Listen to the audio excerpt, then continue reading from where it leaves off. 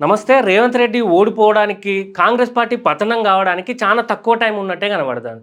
ఎందుకంటే ఈ 3 సంవత్సరాలు అయితాంది రేవంత్ రెడ్డి వచ్చి. ఈయన చేసిన గొప్ప పనులు ఏం లేవు. ఓ సూపర్ స్పెషాలిటీ హాస్పిటల్ ఓపెన్ చేయలే. ఓ పెద్ద ప్రాజెక్టులు ఏమి ఓపెన్ చేయలే. పోనీ బీఆర్ఎస్ టైంలో చేసిన వాళ్ళు దోచుకున్న దాంట్లో వాళ్ళను విచారణ చేపించి, కేసు పెట్టిపిచ్చి, వాళ్ళని అరెస్ట్ చేయడం, వాళ్ళు చేసిన తప్పును ప్రజల ముందు చూపెట్టడం కూడా చేయలే.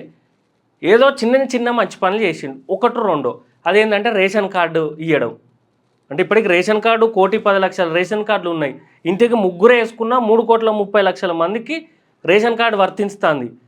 అంటే రేషన్ కార్డు అనేది పేదోళ్ళకే ఇస్తారు. అంటే తెలంగాణలో 3,50,00,000 మంది పేదోళ్ళే ఉన్నారా అనడానికి ఇది సందర్భంగా ఇది టాపిక్ వేరు. సరే, వీళ్ళేదో పేద ప్రజలకు అందాలని రేషన్ కార్డు ఇస్తున్నారు కదా. ఆ రేషన్ కార్డు ఇచ్చుట్లా రేవంత్ రెడ్డిది, ఉత్తమ్ కుమార్ రెడ్డి ఫోటోలు ఎందుకు? తెలంగాణ ప్రభుత్వం, తెలంగాణ రాజముద్ర ఉంటే సరిపోతుందిగా. ఏమన్నా రేవంత్ రెడ్డి ఇంట్లోకి వెళ్ళి తెచ్చిస్తాడా బియ్యం? లేదా ఉత్తమ్ కుమార్ రెడ్డి నల్గొండ రైస్ మిల్లింగ్లోకి వెళ్ళి తెచ్చిస్తాడా? లేదా తిరుపతి రెడ్డి కొడంగల్లో బియ్యం వడ్లు పండించి అవి ఉత్తమ్ కుమార్ రెడ్డికి పంపితే అక్కడ మిల్లింగ్ మిషన్లోకి వెళ్ళి చేపించి బియ్యం అంతా సెక్రటేరియట్కి పంపిస్తే ఈ లారీలో అక్కడ సంతకం రేవంత్ రెడ్డి కూర్చొని సంతకం చేసి ప్రజలకు ఇస్తాడా? వీళ్ళ ఫోటోలు ఎందుకు? వీళ్ళ రాజసం ఎందుకు? వీళ్ళ రాజదర్పం ఎందుకు? కేసీఆర్ కూడా అప్పుడు పాస్బుక్ల మీద ఆయన ముద్ర వేసుకున్నాడు. ఇప్పుడు ఈయన రేషన్ కార్డుల మీద ముద్ర వేసుకున్నాడు. అందరింట్లో మా ఫోటోలు ఉండాలి, ప్రతి సంక్షేమ పథకం డాక్యుమెంట్ మీద మేము ఉండాలి అనుకుంటే దండెత్తరు ప్రజలు. దండేసడం అంటే అర్థమైందిగా. రాజకీయ దండేసి మిమ్మల్ని కూర్చోబెడతారు ఇంటికాడ. ఆయన ఫామ్ హౌస్లో కూర్చోబెట్టినట్టు నిన్ను కూడా ఇంటికాడ కూర్చోబెడతారు. చేసే పని ఏం గొప్ప పనులు ఏం లేవు. ముఖ్యమంత్రి అయి ఉండి నువ్వు రేషన్ కార్డులు పంచుడు పెద్ద గొప్ప కాదు. అలా ఈ చీప్ పాలిటిక్స్. అసలే ఇది జెన్జీ జమానా. ప్రజలందరికీ, యువకులందరికీ తెలుసు మా సొమ్మే వాళ్ళ అడ్మినిస్ట్రేషన్ నుండి మాకు ఇది పంపిస్తాళ్ళు, వాళ్ళ అధికారం నుండి మాకు ఇది ఇస్తాళ్ళు. వీళ్ళ ఫోటోలు ఎందుకని వాళ్ళు ఆలోచించరా? ఈ చీప్ పాలిటిక్స్ బంద్ చేయాలి. మొన్న కళ్యాణ్ లక్ష్మి అది బంద్ అయింది. కళ్యాణ్ లక్ష్మి షాదీ ముబారక్ పథకం సెప్టెంబర్ 9వ తారీఖు వరకు హోల్డ్. చెక్కులు వచ్చి రెడీగా ఉన్నాయి. ఎప్పుడో అవి 2 సంవత్సరాల కింది. కేసీఆర్ ఉన్నప్పుడైనా కొంచెం తొందర వచ్చేది.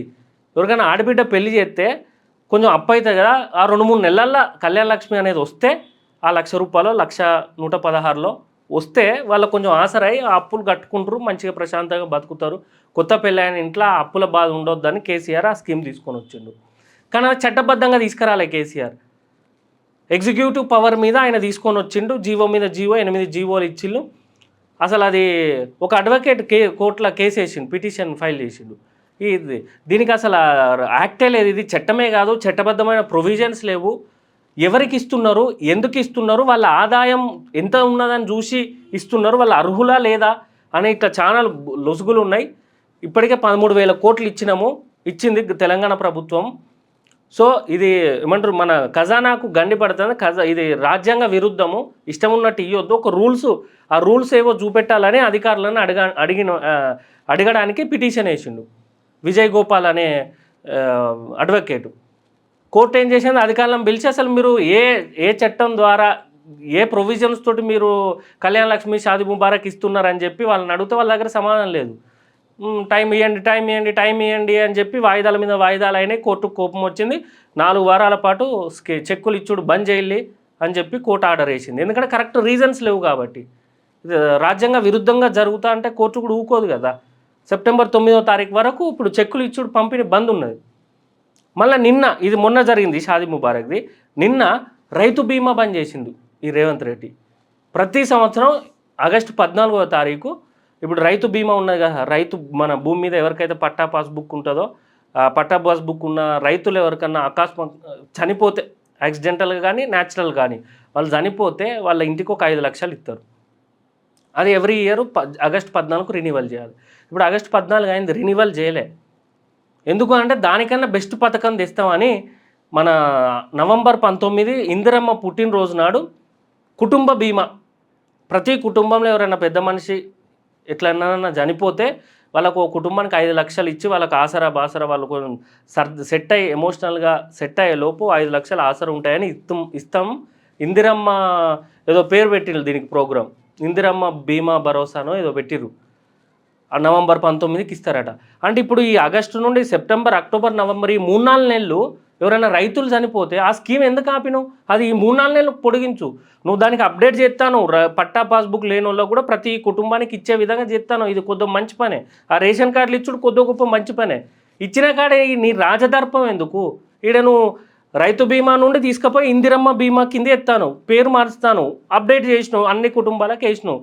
కానీ ఇక్కడ ఈ 3-4 నెలలల్లా ఇన్ని రోజులైతే రైతులకు వచ్చినాయి కదా. ఆగస్టు 13, ఆగస్టు 12, ఆగస్టు 11 ఎవరో దురదృష్టవశాత్తు చనిపోయిన రైతులకు రైతు బీమా వస్తుంది కదా. నువ్వు అవి పోగొట్టినట్టే కదా. ఇప్పుడు ఈ కాలంలో ఎవరికన్నా ఏమన్నా అయితే వాళ్ళ కుటుంబ సభ్యులు జీవితంలో నీ కాంగ్రెస్ పార్టీకో నీకో నీ ఏదో నియోజకవర్గాన్ని కాంగ్రెస్ ఎమ్మెల్యేలకు ఓటేస్తారా రేవంత్ రెడ్డి? నువ్వు ఏదన్నా మార్చుకో పేర్లు. ఏమన్నా సంక్షేమ పథకాలు పాతవి ఉంటే కొత్తగా అప్డేట్ చేయి. లేదా సంక్షేమ పథకాలు అన్నీ తీసేసి విద్యా, వైద్యం కార్పొరేట్ స్థాయిలో ప్రజలందరికీ అట్లనన్నా చేస్తారు. కానీ ఇట్లా అన్నీ బ్రేక్ చేసుకుంటా ఉన్న సంక్షేమ పథకాలు ఆపుకుంటా నీ ఖజానా లేవు. నేను అంటే బంద్ చేస్తే బంద్ చేయి. కానీ ఈ కోర్టు ద్వారా చేపించుడు లేదా రినీవల్ పీరియడ్ అయిపోయినా కూడా కట్టకపోవడం, ఈ 3-4 నెలల్లో ఎవరైనా చనిపోతే వాళ్ళకి బీమా అందదు కదా. ఇన్ని రోజులు వాళ్ళ వేరేటోళ్ళకి అందింది కదా. ఇప్పుడు అందకపోతే ఆ కుటుంబం బాధపడి ఇబ్బంది పడుతుంది కదా. కాబట్టి రేవంత్ రెడ్డి నువ్వేం పెద్ద గొప్ప పనులు అయితే ఏం చేస్తలేవు. చిన్న చిన్న మంచి పనులు ఏదో నీ స్థాయికి కాదు, ఒక చిన్న స్థాయిలో ఉండే వాళ్ళు చేసేటివే చేస్తాను. చిన్న ఆలోచన చేసే పనులు ఆ వాటిలో కూడా ఈ 3-4 నెలలు డిలేలు, నీ రాజసం కోసం నీ ఫోటోలు ఇవి చేస్తే కాంగ్రెస్ పార్టీని రేవంత్ రెడ్డిని ఇంకొకసారి ప్రజలు నమ్మరు.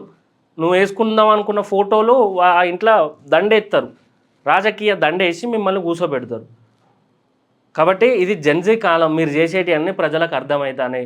రేపు ప్రతిపక్షం వచ్చి ఈ 3 నెలలల్లో ఈ కళ్యాణ లక్ష్మి ఉండి రైతు బీమా మీద బీఆర్ఎస్ పార్టీ పెద్ద పెద్ద ప్రెస్ మీట్లు బహిరంగ సభలలో చెప్తే అయిపోయినట్టే ఇక నీ పని.